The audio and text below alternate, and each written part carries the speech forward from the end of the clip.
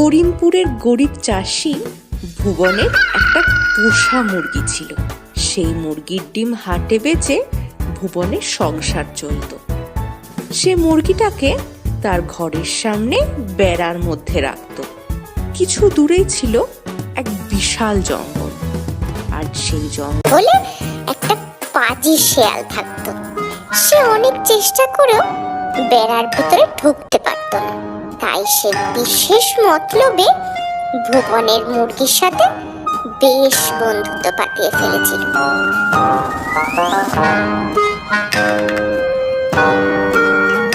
একদিন সন্ধ্যার দিকে মুরগিটা উঠোনে হেঁটে বেড়াচ্ছে।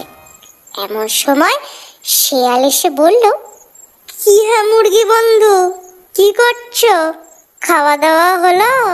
আরে শেয়াল ভাই যে, এই সন্ধ্যের দিকে একটু হাঁটাহাঁটি করছি আর কি।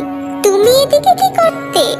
আর সত্যি কথা কি বলবো তোমায়, এই যে বড় জঙ্গলে আমি থাকি, একটা মনের মতো বন্ধু নেই আমার, জানো।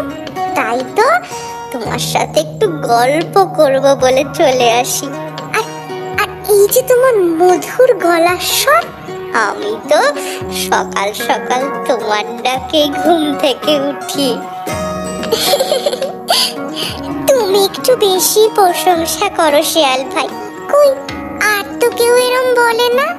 সেই তো ব্যাপার গো, সবার প্রশংসা করার মতো মন থাকে না। এই যে আমি ভাবি, তো তুমি যদি আমাদের সঙ্গে জঙ্গলে থাকতে কত ভালো হতো। তোমার মিষ্টি মধুর ডাকে সকালের ঘুম ভাঙতো। কি যে তুমি এই বন্দি হয়ে থাকো না, দূর কি যে বলো।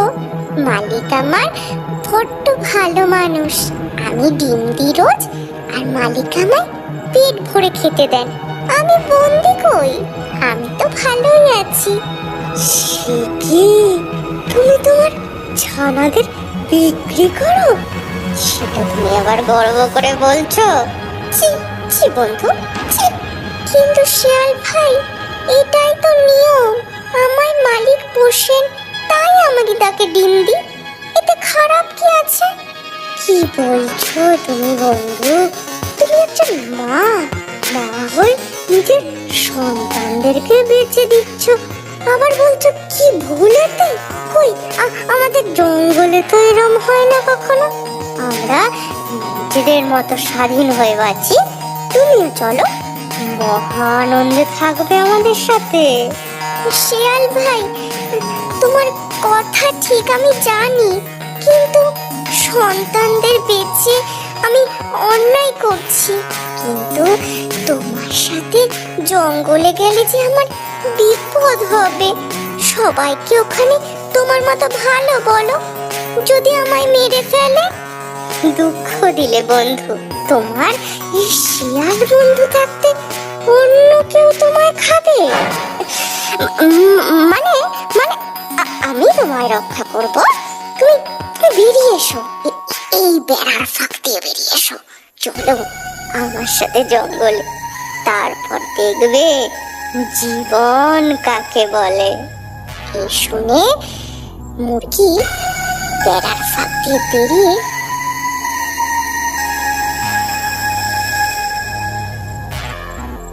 শিয়ালের সঙ্গে জঙ্গলের দিকে যেতে শুরু করলো। কিছু দূর যেতেই ঘাড় মুটকে ধরলো মুরগি।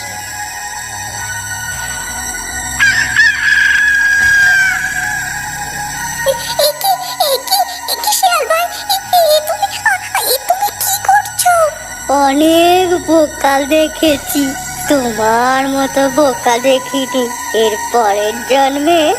কারণ মিষ্টি কথাতে বিশ্বাস করো না। বলে শিয়াল মুরগিটাকে সাবার করে ফেললো, আর মুরগিও নিজের বোকামির শাস্তি পেল। এতক্ষণ সঙ্গে থাকার জন্য অসংখ্য ধন্যবাদ। যদি ভিডিওটি ভালো লেগে থাকে, লাইক, কমেন্ট ও সাবস্ক্রাইব করতে ভুলো না।